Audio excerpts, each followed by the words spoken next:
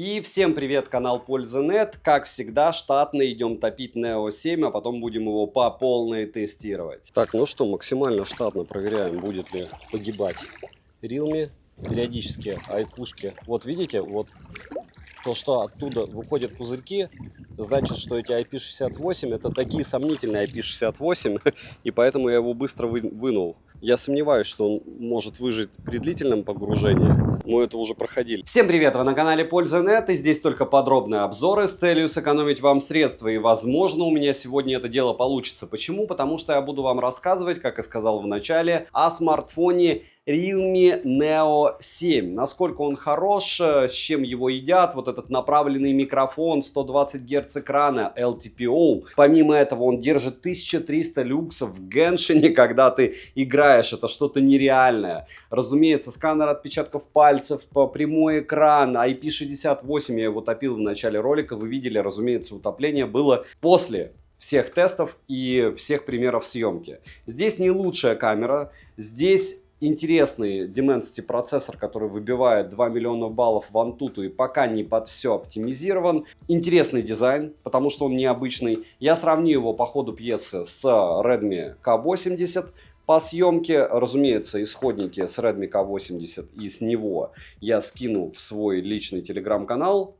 Сможете сравнить для себя. Но здесь у нас металлическая рамка, здесь пластиковая. Если говорить об устройстве, есть уже ощущение Realme, Oppo и OnePlus чуть-чуть ушли по программному обеспечению от Vivo и iQOO. Напоминаю, что BBK разошлись. И насколько хорош этот смартфон, стоит ли на него обращать внимание, вы узнаете, разумеется, в ролике. Смотрим. Розыгрыши моря, читаем описание, какие сейчас актуальны. Постоянный — это я разыгрываю ежемесячно Poco X6 Pro. Для участия в розыгрыше необходимо подписаться на этот канал с колоколом, оставить любой осмысленный комментарий больше 5 слов, и либо в комментарии, либо в описании своего канала указать свое имя в телеге и подписаться на телеграм-канал скидок. И вы автоматически в розыгрыше. Все розыгрыши в конце каждого месяца на стриме. Помимо этого, на Новый год сейчас еще 1 числа разыграю iPhone 16 розовенький. Переходим к смартфону. Распаковка. Поставляется смартфон в черной упаковке из плотного картона с названием и краткими характеристиками модели. В комплекте мы имеем силиконовый чехол, сам смартфон с наклеенной защитной пленкой, краткое руководство, ключ для извлечения слота под 2 сим-карты, блок питания на 80 Вт с китайской вилкой и кабель для зарядки с USB-A на Type-C. Габариты смартфона 163 на 76 на 8,5 мм без блока камер, а вес 213 граммов. Приобрести смартфон можно в белой, черной и синей расцветке. Черная расцветка обыкновенная, а вот белые и синие имеют интересно оформленные тыльные части. Дизайн смартфона напоминает дизайн смартфонов от Asus 8 и 9 линейки. Все из-за прямоугольного блока камер с вырезом. Во всяком случае, выглядит он необычно. Собрана модель отлично, плюс за то, что есть защита по стандарту IP68 и IP69. Хотя кнопки с довольно приличным люфтом, особенно кнопка питания. Корпус выполнен из пластика, грани прямые со слегка закругленными краями, в руке лежит смартфон удобно. Но здесь, как говорится, все индивидуально. Есть у меня лично определенное ощущение, что он такой пузатенький слишком. Далее, на корпусе расположена кнопка питания, качель регулировки громкости, 2 микрофона, динамики, ИК-порт и USB Type-C OTG версии 2.0, к сожалению. Мини-джека не завезли, что неудивительно, динамики же настроены с поддержкой технологий Reality Audio и сертификация HRS Audio. Качество звука неплохое, стерео неполноценное, персонализация звука довольно простая. Повторяюсь, я у Realme даже кастомного эквалайзера не завозят, может быть, когда-нибудь появится. Список аудиокодеков вы видите на экране, сам Bluetooth чип установлен в версии 5.4, установлен также линейный вибромотор по оси X, качество вибрации хорошее, ко всему можно настроить виброотклик. Несмотря на то, что смарт довольно массивный, вибро почти справляется. Летим дальше. Смарт оснащен AMOLED 8T LTPO Pro XDR дисплеем с диагональю 6,78 дюйма с разрешением 2780 на 1264 пикселя, соотношение экрана к корпусу 93,9%, коэффициент контрастности 5 миллионов к 1, плотность пикселей в 450 ppi, цветовая гамма 100% DCI-P3 и частота обновления экрана от 1 до 120 Гц. Удобно, что можно настроить частоту обновления экрана отдельно для каждого приложения. Производитель заявляет о локальной яркости в 6000 нит, По факту яркость в максималке, по моим замерам, 1300 люксов, притом на ней он и работает. В пике 1600, но там все рандомно, иногда и двушку показывал у меня. Автоматическая регулировка яркости с тысячами уровней работает корректно. Также есть датчики автоматической регулировки цветовой температуры. Подавление шума 2160 Гц, и шум, к сожалению, поднимается довольно сильно. Вы видите результаты, но кратко, то, что вы видите больше 10%, это плохо. Скажем, здесь все зависит от сценария использования. Если вы реально будете на яркости меньше 50% часто использовать телефон, вполне возможно, вы будете чувствовать нагрузку, потому что все-таки людей, которые шум ощущают, их много. Но здесь, с другой стороны, не 100%, как в некоторых Samsung до этого было. Далее, частота дискретизации касания 360 Гц, мгновенная частота дискретизации 2600 Гц, сенсорный отклик как в играх, так и при обыкновенном использовании хороший, мультитач на борту, и экран спокойненько откликается на 10 касаний одновременно. Полноценный Always On дисплей в наличии. Разблокировать экран можно при помощи оптического сканера отпечатков пальцев, внедренного в экран, функции распознавания лиц и стандартными способами разблокировки. Сканер отпечатков пальцев работает корректно и быстро. Внести отпечаток одного и того же пальца несколько раз нельзя, за что плюс. Функция распознавания лиц срабатывает отлично даже под углом, но зарегистрировать биометрические данные можно только одного лица. И сканер, хочу отметить, что находится в дешевом положении, это когда он близко к нижней части экрана. Процессор, к моему сожалению, хотя для кого-то это счастье, установлен здесь MediaTek Dimensity 9320+. Почему, к сожалению, объясню чуть позже. С техпроцессором 4 нанометра с 8 ядрами. Максимальная частота у него 3,4 ГГц. Графический процессор ARM Immortals G720. Оперативная память LPDDR5X доступна на выбор 12 и 16 ГБ. Внутренняя память UFS 4.0 на 256 ГБ, 512 ГБ и 1 ТБ. Система Realme UI версии 6.0 на базе Android 15 версии с русским переводом. В новом обновлении системы есть интересно оформленные обои, динамическая анимация рядом с фронтальным сенсором, плюс с ним можно взаимодействовать. Различные AI-функции, передача файлов прикосновением и так далее. Уведомления необходимо настраивать. В системе много китайских приложений, которые можно убрать, но не полноценно убрать. То есть так, чтобы китайщины вообще не было, нереал. По связи имеется поддержка высокоскоростного Wi-Fi 7 серии, поддержка Dual 5G, 4G сетей с 3 и 20 бендом, но 7 такого нужного для, допустим, территории Российской Федерации нету, что однозначный минус. С другой стороны, в некоторых странах 7 бенд не нужен. eSIM нет, датчик приближения работает отлично, связь смартфон ловит хорошо, плюс есть запись разговора, разумеется, без уведомления собеседника о начале записи, и, разумеется, это только в китайской версии смартфона, хотя не факт, что Neo 7 выйдет и на глобалку. Модуль NFC на 360 градусов, MirPay встает, и будете оплачивать покупки NFC модулем. Для навигации есть поддержка двух диапазонов L1 плюс L5, GPS-тест в городских условиях показывает точность стандартную в 1 метр для Dimensity. И в конце я вам еще расскажу про блокировки, потому что этот смарт у меня разблокировали на секундочку неделю. Главное, что по звонкам он сейчас не заблочен. Емкость аккумулятора 7000 мАч, заряжается от родного адаптера питания на 80 Вт на секундочку от 0 до сотки. 1 час 10 минут, притом я заряжал его уже несколько раз, все равно 1 час 10 минут. Беспроводной зарядки нет, как и беспроводной реверсивной, разумеется, тоже. В тестах на PCMark он выдает довольно скромные результаты, я вам скажу, хоть по идее 7000 мАч должны были давать космос. Он выдал всего 6 часов 48 минут. Но с другой стороны, в играх он просто ведет себя как игровой монстр в плане автономности, так как великолепное чудо у нас поедает только 20% в PUBG New State с нулем сброса яркости и 20% в час в Genshin Impact на 1300 люксов яркости, просто нереальный космос. И в YouTube он поедает у меня за час 3% заряда. То есть, по сути, PCMark гоняет его в каких-то лютейших условиях, и конкретно этот проц очень быстро разряжается в конкретно этой программе. Что это значит? Правильно, что если определенные проги вы будете использовать, эти 7000 мАч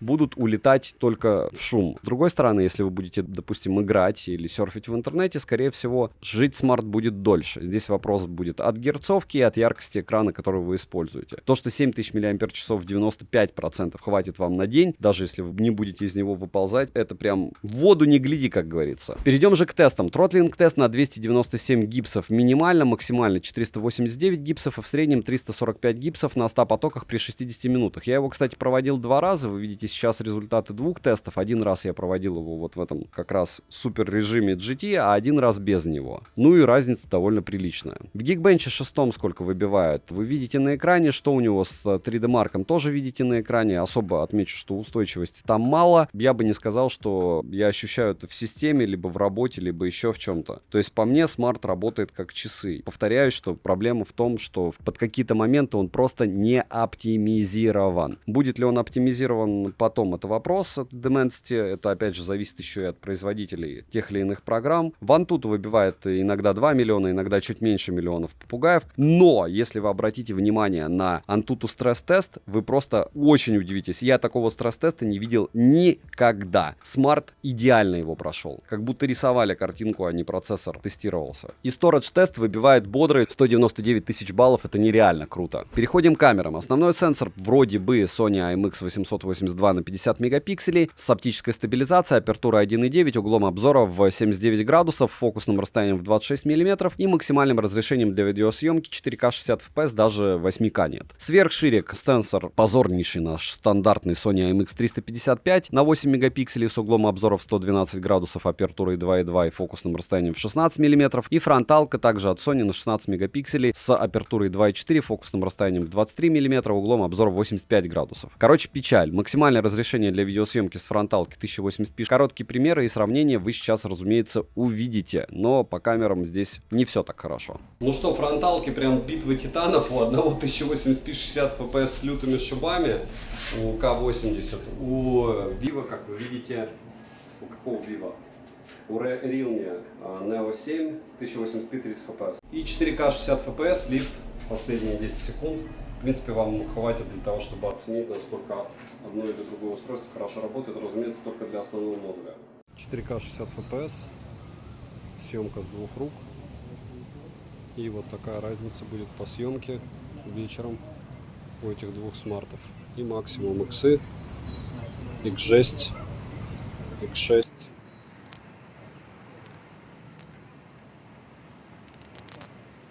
X1. Вот так. И фронталка по динамическому диапазону, все сразу видно, кто есть кто. Realme сейчас лучше. Ну вообще у Xiaomi у всех фронталок много проблем, по мне. Так, ладно, сравнений мало не бывает. И вот они 4К 60 FPS, опять же лифт. И из интересного переконтраст чуть-чуть у Realme. У Poco мне больше нравится, как он работает здесь со светом. Хотя, как говорится, все относительно. И вам может нравиться что-то другое. Ну, допустим, если вы себя чуть ли не вплотную будете снимать, то будет так, вот так это выглядеть. Да, и у Realme больше шумов. Так, ну и фронталка 1080p 60 fps. Вот так вы сможете снимать себя. Насколько эффектно и эффективно, решать вам.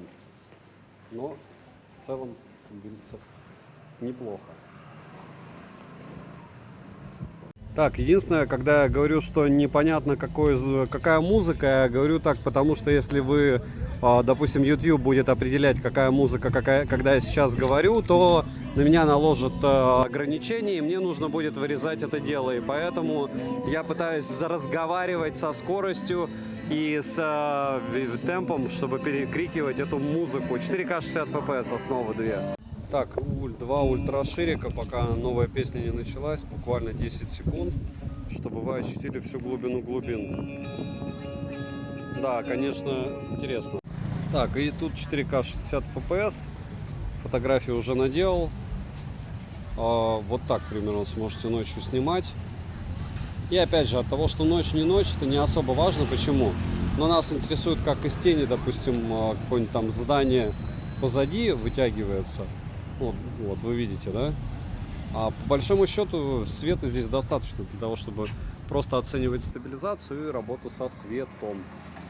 Вот, и все. То есть концептуально нас интересует автофокус, работа со светом, работа с тенями, цвета и как вот эти вот засветы он переносит что один, что второй смартфон.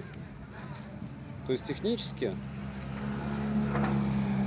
этого освещения достаточно, чтобы снимать классно. Ну и что хорошо для меня, в 1080p 30 fps все снимает, мягко скажем, не очень хорошо. Хотя Redmi, кстати, вот K80 вообще радует относительно Realme. Вот и все. Вот и все. Ультраширик. Давайте-ка попробуем основу. Ага, интересно, а в Realme с ультраширика на основу не перейти, прикиньте? Вообще какой-то космос. И основа. Да, Realme, конечно, что-то намудрили с ультраширика на основу не перейти. И работа со светом, разумеется, у него хуже. И фронталка 1080p 60 fps против 1080p 30 fps. Насколько эффектно и эффективно вы сейчас видите. И да, у вас могут быть тоже такие примерно истории. И вот так примерно они будут справляться. 4К 60 fps, ночь. И плавно-неплавно вести. Как вы видите, это не какие-нибудь там Vivo X200 с Xiaomi 15 Pro сравнивать. Очень мало чего видно. Там луна. Попытка номер 2 это 4К 30 fps. По идее ночью вот именно так и надо снимать, чтобы у нас сенсор лучше отрабатывал света больше, но как-то это не помогает никому, ни тому, ни другому смартфону. Так, ну и всем желающим дневного сравнения 4К 60 fps. Особого смысла днем снимать ничего не вижу, но если вы видите, хорошо. В комментариях мне пишут, зачем ночь. Вот как раз ночью они снимают по-разному, а днем плюс-минус все снимают одинаково. Очень часто. 4К 60 fps. Немного симпатичного кондика. И да, здесь получается однушка. Уходит в 45 тысяч. Если на долгий срок снимать. Бассейн холодный уже. И фронталка 1080p 30 fps сразу предлагает ретушь, но мы отказываемся, разумеется, от данной прелести. Так сможете себя снимать. 4К 60 fps, ночная еда.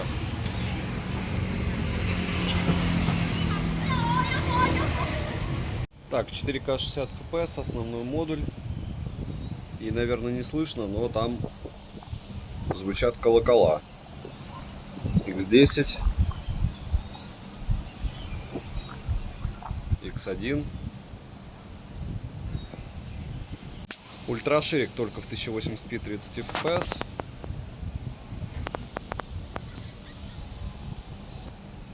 Так, ну что, 4К 60 fps, Neo 7. Я люблю линейку Neo. Понятно, они здесь выпилили 7-й бенд. Понятно, что резюмируя, я буду, не знаю, 10 тысяч раз говорить, что без 7-го бенда это, конечно, дичь. И одно дело по поводу какого-нибудь там Z9X ультрабюджетного в какой-то момент времени, когда курс был не космос.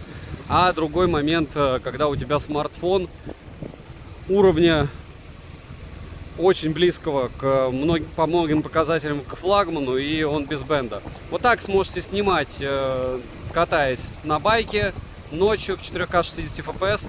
Только сегодня прочитал комментарий, зачем мне эти примеры ночью. Ну потому что днем плюс-минус все одинаково снимают. Вот они, люди, которые пока еще не разбирались в съемке, но будут еще разбираться. Снимаем немного еды, 4К 60 fps. Это, если что, 30 рублей. Ну и очередная фронталка. Как говорится, хотя бы роллинг шаттер незаметный. Он может есть в записи уже, но я его не вижу, это радует. И все. Ну что, основной модуль 4К 60 fps, тайская таможня. И я хочу сказать спасибо UPS, потому что они меня сюда сегодня послали, а это дело не работает. Если вы будете где-то кому-то что-то посылать, очень советую не пользоваться этой конторой, потому что 10 раз я с ними сталкивался, они просто ни на что не отвечают никогда, отвечают по неделе, врут. Ну, в итоге я пока еще ни одной посылки UPS не получил. Если с DHL ты еще можешь как-то контактировать, у них хотя бы какой-то адекватный саппорт, то UPS это просто контора, которая не работает нигде. То есть, если вас хотят подставить, вам посылают вот этой вот конторой, без разницы, какие документы или вещи, или еще что-то. Ну, в общем, вот так вы сможете снимать что-то. Ну и фронталка. Днем, видите, роллинг шаттера нету. В 1080p 30 fps снимает, в принципе, нормально. Но, опять же, это день. Ты только заходишь, допустим, в тенек, и уже не все так волшебно. То есть здесь мы уже видим другую историю. Но опять же, многих будут устраивать и динамический диапазон, и все остальное, если снимать днем. Особой разницы не увидите с тем же телефоном за 1009. Ну ладно, не 9, за 12. Ну и немного сочных видео. Вот сейчас он высветляет очень сильно красный. А вот с этим цветом, наверное, все норм, но кроп ощущается прям конкретный. Да, клубника намного темнее. Без сравнения, разумеется, фотографии, при том, что Redmi и Neo 7 по большому счету на ультраширик показывают нам одинаково печальные картинки. Это недостаточные условия освещения, только у Redmi хотя бы чуть-чуть светлее и шумов чуть-чуть меньше. Но, опять же, ультраширики здесь печальные, скажем прямо. Если говорить про основные модули, 24 мм эквивалент. Ночная съемка, Redmi местами чуть-чуть лучше справляется с светом, хотя, скорее всего, все-таки близки они, почти одинаково. Притом в некоторых участках, мягко скажем, Neo 7 плох. Допустим, смотрим, как он работает со светом, с конем. Ну, понятно, что Xiaomi выкрутил контраст Redmi, но все равно объективно Redmi был лучше. Здесь у Redmi не сработала стабилизация. Это основной модуль. Очень печально, потому что никаких сложных условий здесь не было. Я стоял на месте, то есть, получается, рука чуть-чуть дернулась, и снимок оказался смазанный. И в этих условиях, разумеется, Realme лучше. В одинаковых условиях видите динамический диапазон у Xiaomi. Они, кстати, с флагманами, у меня 15 Pro.